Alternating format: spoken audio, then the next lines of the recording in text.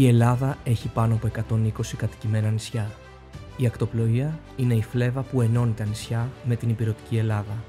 Ένας καθημερινός, αξιόπιστος κρίκος που ενώνει τη χώρα όλο το χρόνο. Με 116 πλοία χωρητικότητας 87.000 επιβατών, η ελληνική επιβατηγός ναυτιλία συνδέει 145 λιμάνια. Ξεκίνα το ταξίδι σου με ένα από τα πλοία της ακτοπλοείας.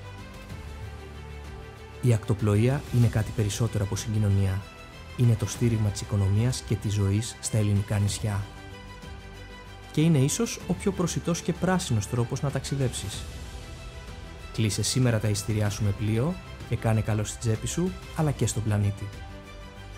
Επιπλέον, το σύνολο των ακτοπλοϊκών εταιριών προσφέρει ειδικές και σημαντικές εκπτώσεις σε οικογένειες, φοιτητές, νησιώτες και άλλες κατηγορίες, διασφαλίζοντας πως η μετακίνηση είναι προσβάσιμη για όλους. Κάλεσε σήμερα οποιαδήποτε ακτοπλοϊκή εταιρεία, ανακάλυψε τις εκπτώσεις που δικαιούσε και ξεκίνα το ταξίδι σου πιο εύκολα από ποτέ. Για τις φετινές διακοπές σου, επέλεξε πλοίο. Ελληνική ακτοπλοεία, ο αξιόπιστος και πράσινος δρόμος για τα νησιά μας.